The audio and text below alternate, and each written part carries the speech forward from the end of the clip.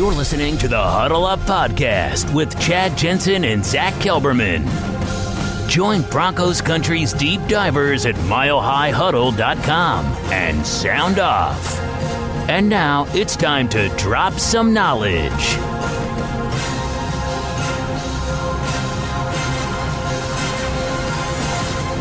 It is Chad Jensen, Zach Kelberman coming to you live on YouTube and Facebook, simulcasting live this gut reaction episode of the Huddle Up Podcast. Your Denver Broncos just lost a tremendously ugly game to the Kansas City Chiefs, 30-6. They allowed the Kansas City Chiefs, without Patrick Mahomes for more than half of the game, to put up 30 points on them. And we got a lot to dissect, but off the cuff, Zach, I mean, the deepest of the gut reaction, what's your reaction, brother? God, Flacco, like we were talking about, Joe Flacco, the offensive line, the coaching, Vic Fangio in this game, coaching like it was a Week 17 meaningless game. There is so much I want to get off my chest for this one. There's literally no positives to take out of this game. Justin Simmons and Courtland Sutton. That's literally it. And they didn't even do anything they didn't find the end zone. They didn't do anything to warrant any sort of praise. That's how bad the game was, though. There was literally no positive. This is one of the worst performances I've seen from the Broncos since I've been covering them, far and away, considering the expectations and considering losing the reigning MVP for the game. You're getting sunned by Matt Moore in the year 2019. What is even happening? Yeah. Now listen, let me just say this. I know it's not all Joe Flacco's fault. Okay, that offensive line was a sieve tonight, but Joe Flacco only compounds it and makes it worse. I mean, that strip sack that led to the scoop and score for the Chiefs, that's on Joe Flacco, dude. And for multiple reasons, that's on Joe Flacco. That belies a 12th year veteran. I mean, he's dead in the eyes, dude. I don't know where the light went in this guy's aura. He's just flatline. Now, you used to be able to say in the old days of Joe Flacco when he was at his peak that, you know, that cold emotion served him well. Zach, nothing is serving Joe Flacco well right now. And we're going to dive into it, dissect it all here tonight. And we're going to get to what you guys, what's on your minds here, help you exercise some demons. Cody says, I'm just here to listen to someone try to convince me that Joe Flacco isn't a problem. Well, you might as well sign off now because we're not about to tell you Joe Flacco is not a problem. He's a problem. It's a DEFCON 5 problem right now for the Denver Broncos. And it's one so extreme, Zach, that even John Elway can't look away and he can't ignore this. No, and I just see some of the comments. Someone said I was right about Joe Flacco. And listen, I take no pleasure in being right about Flacco or kind of predicting this sort of game for him. I said the Broncos really haven't played a quality opponent, and this is a barometer for them. They'll either rise to the challenge or wither. And they withered pretty much from the first series after they scored, and they just can't come back from any sort of miscue. They go into a shell, and Flacco just he's the catalyst for that. He walks into sacks. He, like you mentioned, Chad, dead eyes, no emotion, no fire. What is it going to take for this guy to even raise his voice, bring his head up? Whether the Broncos score or he throws a pick or he gets sacked, he always hangs his head. It's always the same mannerisms. Show some fire. Where is that? Are you collecting a paycheck? Is that all it is? Are you another mercenary quarterback? Do you know that you're not the future? Do you have no fire left to play in the NFL?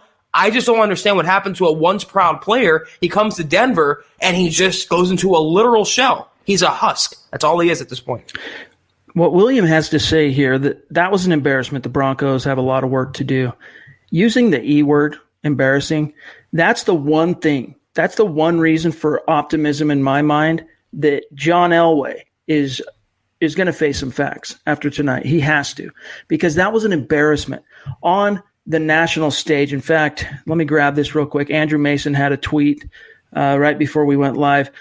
He says, the Broncos 6 points, mustard, is the fewest the Broncos have ever scored in any of their 71 home primetime games. That's an embarrassment.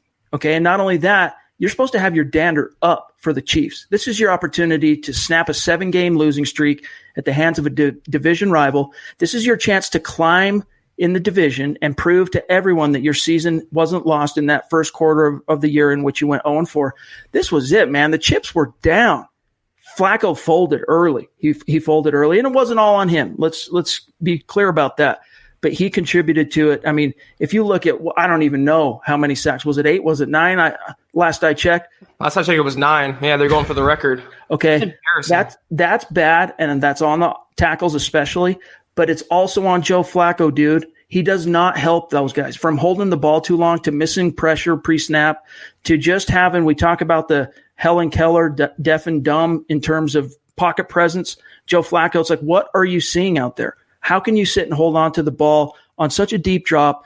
That pressure, I mean, it's unbelievable. And Zach, we're gonna get to more what our listeners and viewers currently have to say here. But first, a quick reminder to everybody: make sure you follow the show on Twitter at Huddle Up Pod. That's how you keep your finger on the pulse of what's happening with the show in real time. Also, you can head over to MyBookie and use promo code OVERTIME if you want to put some wagers on this week's games in the NFL coming on Sunday, and they'll match your first deposit 100% if you use the code OVERTIME.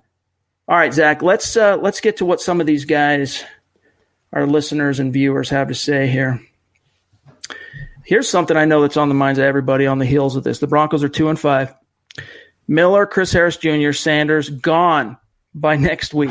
Now, I'm not so sure about that, but it does bring up, the Broncos were able to kind of put it to the side for a couple of weeks in the face of that winning streak. The idea of making available any of the veterans who they don't envision with the team beyond 2019. Von Miller is not a part of that equation. Unless Von Miller himself walks up to John Elway's office and says, get me the heck out of here, which I really don't see happening, he's not going anywhere. But Chris Harris Jr., Emmanuel Sanders, both in a contract year, doesn't appear as if the Broncos have interest in keeping them beyond this season. Zach, was this the final death knell in that talking point? Is it time for John Elway to not only listen to offers, but maybe pick up the phone and see what he can gin up? Yeah, if they were to keep winning, I think he would have listened to offers but not really make them or initiate them. But now, I mean, if you can recoup any sort of draft pick, get any sort of compensation back for a player that's probably not going to be on the roster next year, and now what we know is now a rebuilding season, or at least an evaluation period, I would expect he picks up the phone. But like I've always been saying, it takes two to tango. You have to find a trade partner, and if some of these other teams don't want an older asset, an injured asset, a low upside asset like they have, and Vaughn isn't getting traded. If anything, maybe something will happen in the offseason. Maybe he go to Elway's office, but it's not happening right now. Yeah. I don't really think anyone gets traded, but I do think Elway now has to pick up the phone and look in the mirror and say to himself, we're not competing this season. Let's see what I can get, and let's stockpile the cupboard and the draft picks for 2020 and beyond. If he was the least bit competent, he would at least try to attempt that sort of maneuver. Appreciate it from Darth Schwartz here, $5 on Super Chat. Big thanks to any and all who contribute to the show on Super Chat. That goes a long way. We appreciate you guys. He says, now they are doing the Tomahawk Chiefs chant in our stadium. Elway has to go. We have to make Joe Ellis understand this. Well, that's not going to happen. So long as ownership stays as is, John Elway's not going anywhere, Zach. I was going to say, though, the only thing that could expedite change, at least in season, if you want change to happen in any sort of the Broncos hierarchy, don't show up to the games anymore. Don't buy tickets. Don't support the team. Don't buy gear. That's how you hit them the hardest, is in their wallet, their pocketbook. So if you want changes to happen, I don't think any massive changes are coming imminently, but just don't let it happen. Don't go to the games. Don't feed that fuel, and then they will get the message, and then you're going to have to sort of cave to that fan pressure. Daniel, you cannot succumb to this thinking process. Blaming Flacco is like blaming Lindsey because he couldn't run behind that O-line. Listen, yes, the O-line played terribly. The tackles played terribly. I mean, the whole O-line didn't play well, especially in the running game. They couldn't open up anything against a really weak Chiefs front seven. But the tackles in particular are what led to all that pressure. And I would say half of it's on them. But Flacco only makes it worse, okay? You in the face of tackle pressure like that, where it's coming off the edge, you have to have your head on a swivel. You have to anticipate that, Zach. You got to see what's coming. Pre-snap, once the ball is snapped, you got to have a feel. You got to be able to step up. You got to know where your hot read is. You're not seeing that from Joe Flacco. The light is out of his eyes. He's gone. He's a dead man walking. He's already cashed in his chips. Mm-hmm. As you said, I think he's like, look, I'm making a cool 19 mil this year, whatever it ends up being. And, the writing was on the wall when they drafted Drew Lock. Let the chips fall. I think that's a good point. I really think that the drafting of Drew Lock and the addition behind him really kind of took the wind out of Flacco's sails. He was all in when he first got to Denver, and he was reassured or assured that he'd be the understood quarterback. Then the Broncos go out and trade for Drew Lock, who is, obviously the future of the franchise potentially. And we haven't seen any sort of fire, any sort of intensity, the preseason and practice, now the regular season. So I have to wonder, like you said, Chad, tinfoil hat time, is it the Drew Lock presence? Is that what made Flacco so apathetic? Is that his personality? What is the reason the light bulb went off, and is it ever going to come back on? I don't know, man. We've had these conversations now dating back to week 1. And I was one of these guys. Let me remind all of our listeners, some of you that are viewing live on Facebook might not realize this, but I was one of the guys in the offseason that was trying to be optimistic about Joe Flacco. I thought maybe he could come in and have a kind of Jake Plummer circa 03, 04 type of impact on this team as a veteran comes in, keeps batting down the hatches, focus on the running game, take your shots, play efficient ball, know your strengths, understand your weaknesses, win with the defense, win with the running game. That's not how it shook out. It's just not. It's a categorical, unquestionable failure. And Scott here says, was it just me or did it look like Lindsey was pissed at Flacco on that last pass that could have got him leveled? Should be. That was a hospital ball, yeah. Absolutely. Tyler says, Joe Flacco doesn't deserve his starting job. I take Brandon Allen over him right now. Oh, I was waiting.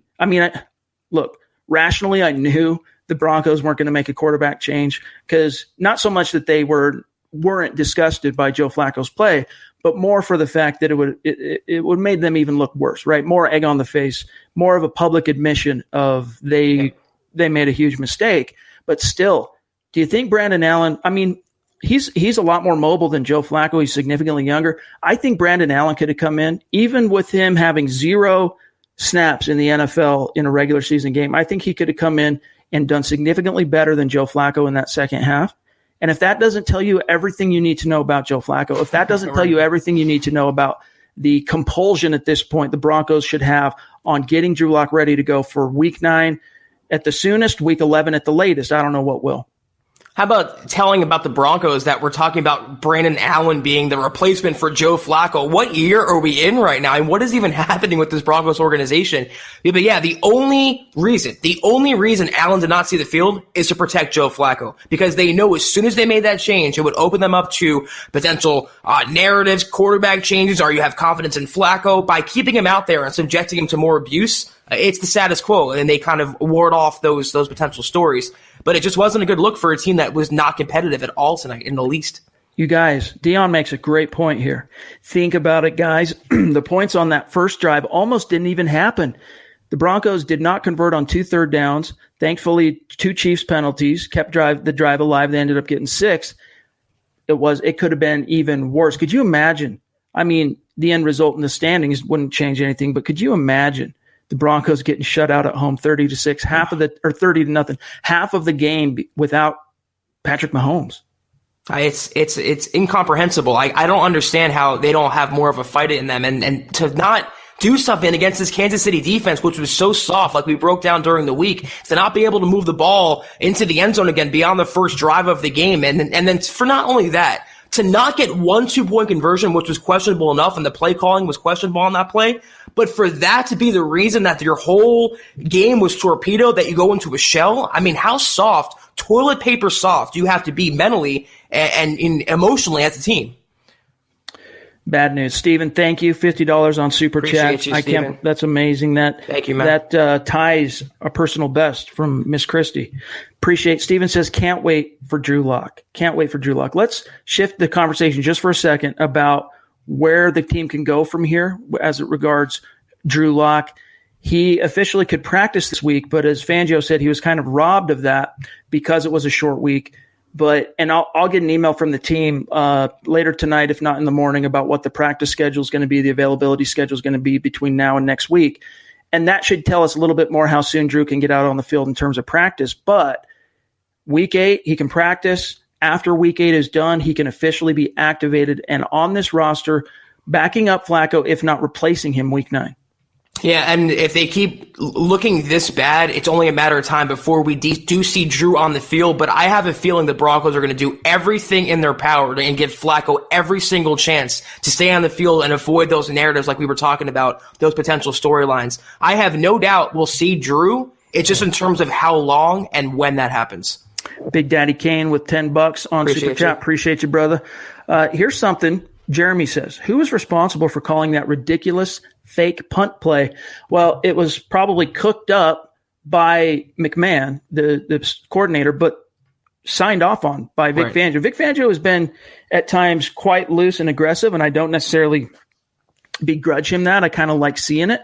The execution just hasn't been there most of the time when Fangio has kind of put his cashews on the table. That was, I think, the worst fake punt I've ever seen this side of the Colts against the Patriots, where they just had no idea what they were doing. I don't know why they attempted to play too aggressive. It's almost like they were wilting, and they were at the 2-point conversion. They didn't have any confidence in their defense. It just seemed like they were playing very too aggressive, too loose with the ball, and not playing down to their strengths. They're not a trick kind of team. And for them to do those kind of things in succession, that's a rookie coach making a rookie mistake. Dion asks, your opinion, if Drew wasn't hurt, do you think he'd be starting next week, or would Elway keep going with Flacco?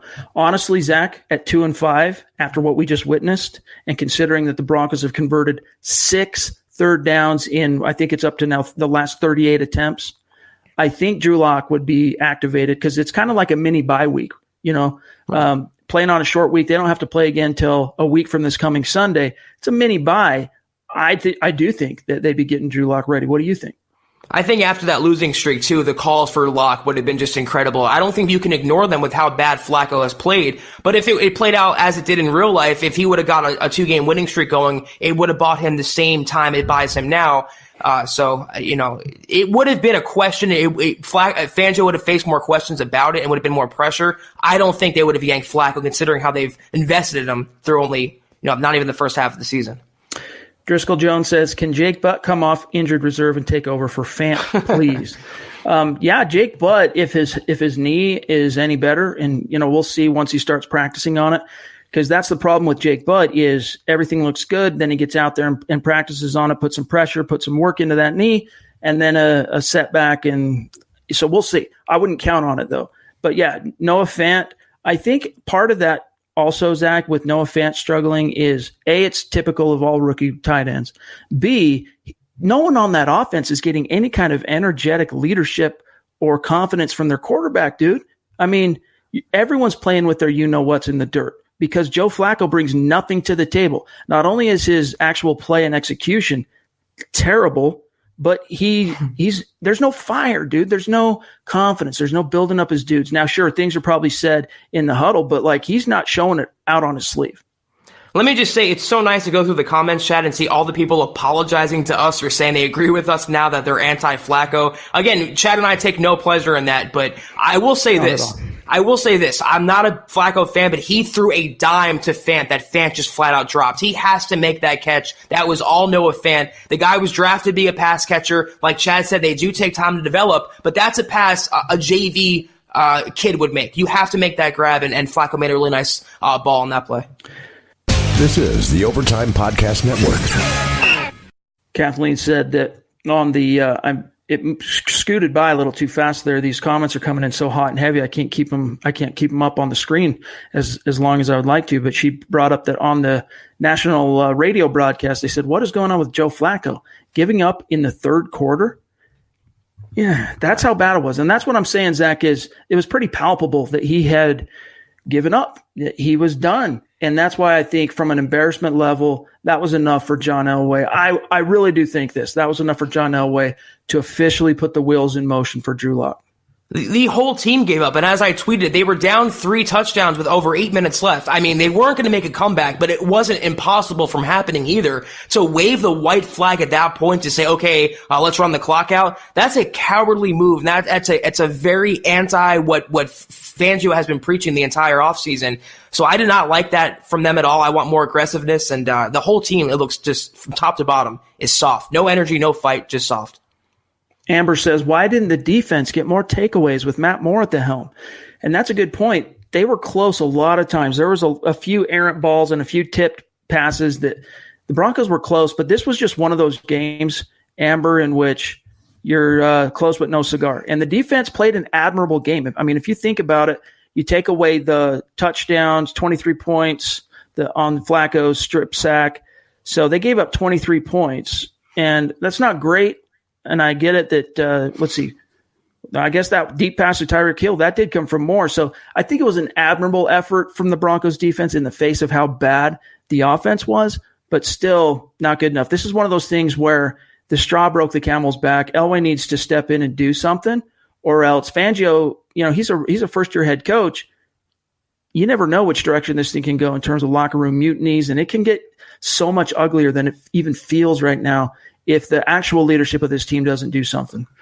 I will say that the offense, they weren't great either, but the defense was really put in bad positions with the fake punts and with the kind of the way the offense was playing. But there's no excuse to get roasted by Matt Moore. And if this doesn't say that Chris Harris Jr. is not a top cornerback in the NFL anymore, I mean, he got just straight up owned by Tyreek Hill, and it was just the cherry on top of just a crap Sunday all around. Trevor says, wow, guys, I've been defending Flacco all year. Sorry, I'm absolutely 100% ready for our future with Drew Lock. I can handle growing pains all year with Lock compared to the lackluster, no hope crap. And that's part of it. I mean, that's some great insight there, Trevor, is we all knew once this team went 0-4, playoffs they're gone. So give the fans something to hope for. Give the fans something to believe in. Give the fans a reason to tune in and show up to the stadium and tailgate and participate in the culture that is Broncos country. Flacco is literally a death knell. He brings nothing to the table at this stage. Honestly, it was so bad tonight, Zach. If I'm John Elway, I'm Vic Fangio, I'm talking about putting in Brandon Allen short term, because I can't save any face if I start Flacco again after this performance on the heels of two previous lackluster performances, and just make it clear. I would make some kind of public announcement that, yes, as quickly as I can, we're getting Lockout onto the field, and we're making a quarterback change in the short term just to see what we've got in Allen. This has now become a see what we've got in players type of season.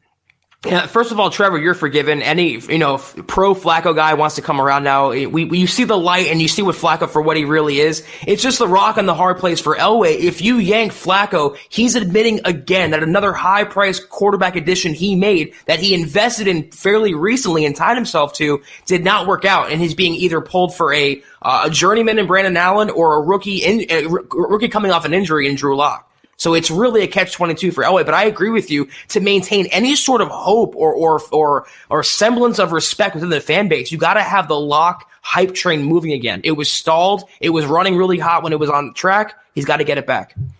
The playoffs are out of reach. It's over. It's done. It ain't happening. So let's get that out of everyone's minds. Again, this has now become officially let's see what we have in players on the roster type of season. Chris says, do we really want Locke behind this O-line? Makes me nervous for his development. It could mirror Lynch's confidence downfall. First of all, Lynch's confidence downfall took place because of events that happened on the practice field, not the field of play. Okay. So let's get that out of the way on the side and answer the question at hand. Do we really want Locke behind this O-line? Zach, if we look forward a couple of weeks, Juwan James will be back by then. Maybe Garrett Bowles gets benched. We'll see what happens after another multi-flag performance from him. But you have to let him bump his head. It's just like if you're raising a kid. Once they start walking, they're going to fall and bump their head. And there's times that you save them from, cracking it against the corner of a coffee table. But most of the time you have to let them fall and pick themselves back up. That's how they learn. That's how John Elway learned as a quarterback entering this league back in 1983. And the funny thing about it, Zach, is before he became, I've talked about this a few times, but before John Elway became a front office czar and he had the demands and the pressures of winning now, he was on record as a Hall of Fame quarterback of saying the best way for a young quarterback to develop is to play as soon as possible, as early as possible. Now, once he becomes a front office GM, his tune changes due to the pressures of winning now. Well, look, you have nothing left to compete for this year. You may not have been mathematically eliminated from the playoffs, but it's over. Drew Lock's going to come in, hopefully get better right tackle play out of Juwan James. If you can still get to it, the last few games before tonight, Zach proved that Mike Munchak can reach Garrett Bowles, and when he does, he can play at at least a solid level. I'm okay with rolling the dice and seeing how Drew Lock can comport himself and how he can handle himself. behind a less than stellar offensive line, because that's how he's going to learn, dude. That's the NFL. Patrick Mahomes has been playing behind a terrible O-line all season long. And yes, he got hurt. He's been hurt, but it was bad last year too. So that's just the nature of the NFL. You got to let him go out there and play. It's trial by fire. It is the only way you can develop. The Aaron Rodgers of the world, okay, that's the exception that proves the rule. And I maintain that to this day. But can he reach Garrett Bowles? I mean, is Mike Munchak working any sort of magic? Bowles looked atrocious tonight, and it seems like it's a temporary fix that wears off, kind of like Narcan. It wears off eventually, and you're going to need medical assistance permanently. He doesn't have that. He needed a brain transplant, Garrett Bowles. He's not going to get it. In terms of Drew Lock, though, I wouldn't say that Paxton Lynch is anything comparable. It's apples and bowling balls. He's a more pro-ready quarterback, Drew Lock. Paxton Lynch's confidence was hurt before he even stepped foot on the practice field. He's going to take his lumps. He's going to get sacked. But I think the energy he would bring to this offense would ignite the entire group. The plays would be called that would be, I think, fit better for his arm than Joe Flacco. I just think he's going to get sacked. You can't keep him in bubble wrap forever. You got to see what you have. And I think it'll lead to more good than bad plays overall. Cole says, you guys have talked about it before, but it's still mind-numbing how many of Flacco's passes get batted down. It really is. I don't know what it is. I think part of it is he doesn't see the field very well, and he doesn't adjust his arm angles, and his technique and his natural athletic gifts aren't such that he can still get the ball out without it being his perfect platform. And thus, he throws it at a down angle. He's tall, it comes down. Whereas Drew Lock's one of those quarterbacks, you look at a scouting report going into last year's draft, one of the plus columns was the fact that he could throw off platform, different arm angles. I want to see that out on the field. I want to see an athlete. I want to see a young guy that has something to prove. I want to see someone out there that's got some fire, Zach. It'd also be nice to see a quarterback scrambling, doesn't look like a hurt baby deer running outside the pocket. It's comical watching Flacco run. I mean, it's a simple thing a human being should be able to do, and he makes it look as hard as possible. So by getting Drew Lock in that game, you get the mobility, the pocket presence, and the playmaking ability. There's no downfall or downside to having Lock on the field. There really isn't. Jeremy, I didn't catch Legwold's article today regarding the current dysfunction within the organization. However, I mean, yeah, I know. We all know what's going on, and I've been told things that I can't report about what's going on, and it's not pretty, and it's magnified by losing, and it's magnified even worse and compounded when you get embarrassed on a national stage. Let's see here did you see that article while I'm finding this comment to that? Yeah, I didn't see that. I didn't check it out either. Russell says, Bobby, Vaughn hasn't given up. Look at the tape. The coverage is so loose and moving towards zone, then the man-to-man, no-fly zone, that Vaughn doesn't have time to get to the quarterback. I don't think Vaughn's given up per se, at least not on a conscious level. But this is, again, what is this? The fourth season post-Super Bowl 50 in which he has had to suffer through the defense having to try and carry the team, getting no help edgewise from the offense. On a conscious level, no, I don't think he's given up. On a subconscious level, you can't help but wonder how much this has impacted his play, how much it's impacted him on an emotional level, which then trickles down to his play, Zach. Yeah, I agree with Sheldon's comment right there. Vaughn looked mad at the end of the game. It showed him. The camera zoomed in on his face. He looked really ticked off, and I think he's really reaching the end of his rope. He's not going to make waves publicly. I don't think he's going to storm into Elway's office, but you can tell, like Chad said, the guy has done everything for this Broncos defense and this Broncos team the last couple years, and he just can't shoulder the load anymore. He can't do it mentally. He can't do it physically. I think he's growing a little tired, and we'll have to see what happens in the offseason. But I definitely see the exasperation on his face. Let me just say one thing. It's weird when Vaughn gets to the quarterback. It's weird that we get surprised that he gets a sack. It's just a weird season for Vaughn overall. It really is. It's hard. It's inexplicable. That means you can't explain it. Okay. No. Andrew, thanks for the $5 on Super Chat. Appreciate you, brother. He says, Elway needs to do something about Flacco and Bowles. We agree, brother. That's what we've been saying this whole night. Now, let me grab this email. One of our listeners, Jacob Doan, wanted to send in an actual email, and I won't share the screen. I'll just read it to you. He says, fellas, I fought the good fight for a long time. I thought Flacco was getting too much crap. He's not great, but he's not the problem either, I thought.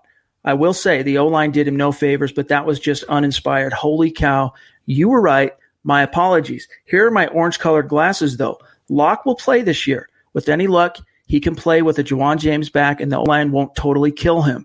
Locke will lead this team to a victory over KC in Week 15. He'll play a lights-out team against his home team, the team he grew up rooting for, by the way, breaking the drought of losses to the Kansas City Chiefs. That's what I have to look forward to this year from Jacob Doan via email, Zach. Yeah, I mean, you can look forward to the future of the Broncos. It doesn't look very bright right now, but you have young players in Cortland Sutton. You have Bradley Chubb coming back next year, Phillip Lindsay, Royce Freeman, and some of these defensive players you can really build around. And obviously Locke is the engine that will make it go. He's the missing ingredient here. Get him on the field, see what happens. If you don't have anything in him, you still have a definitive answer. You still know what you have to do next offseason. But until that comes, you got to see what you have in your second-round investment. I don't think this happens, Devin, Trent Williams trade, because the team sees themselves as having nothing to compete for this year. However, I wouldn't completely rule it out at this stage because Elway and the team knows they got to go to Drew Lock, and they don't want to get him killed. They want to do as best they can to protect him and ease that transition.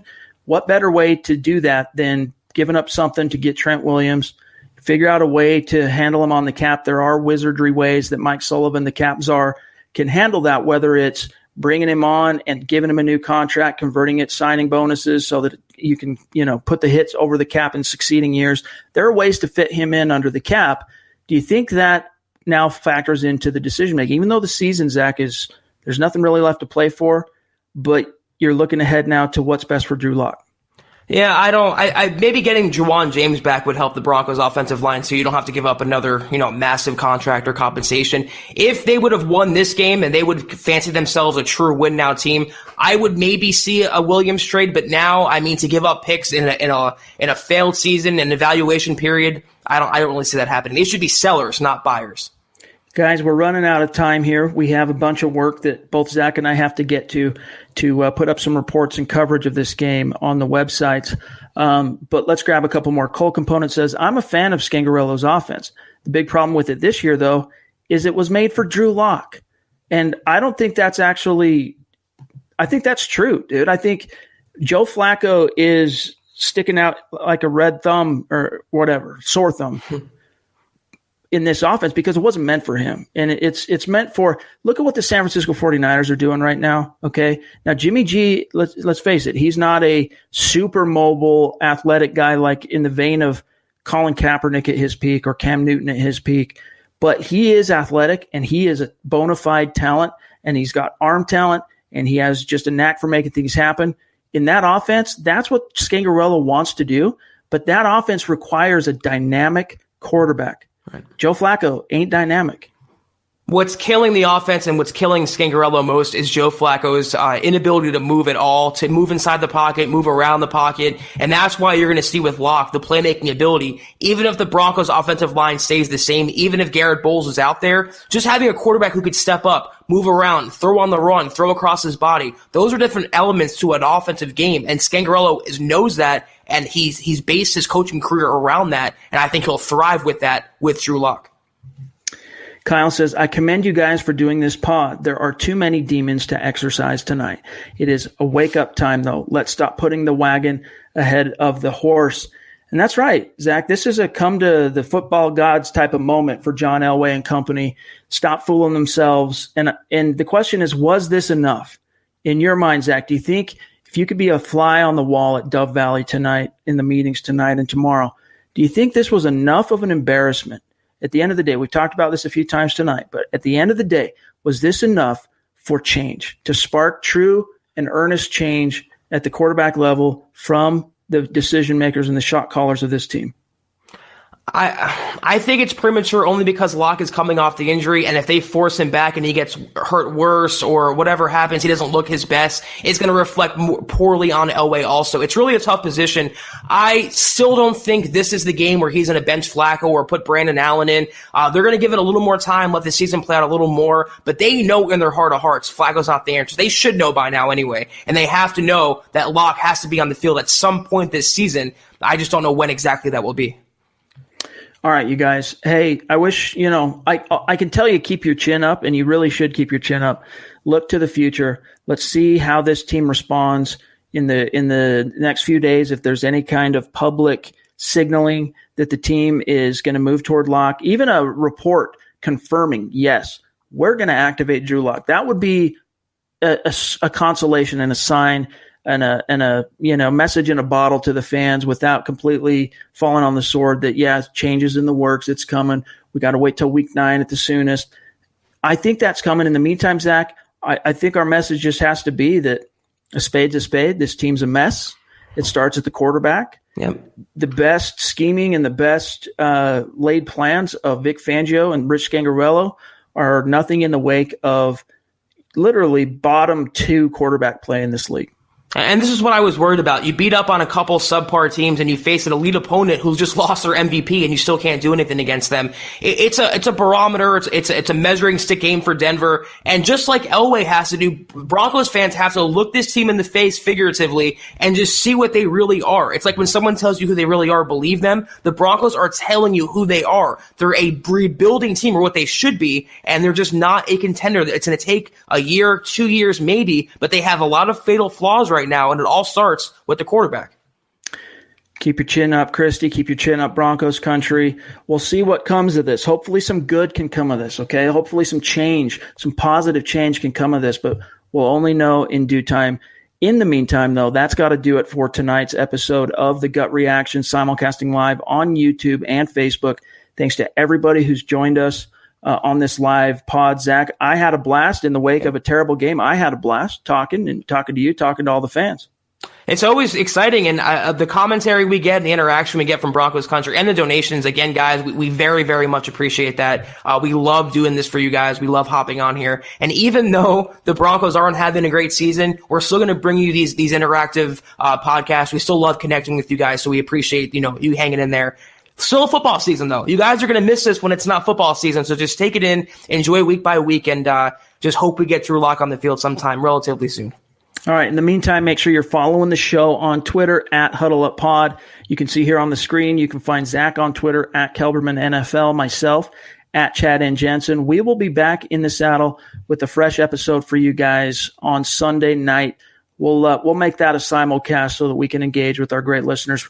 Probably circle about 6 p.m. Mountain Time, 8 p.m. Eastern, Sunday evening. We'll hop back on with you guys. So stay tuned for that. In the meantime, keep your chin up, Broncos country.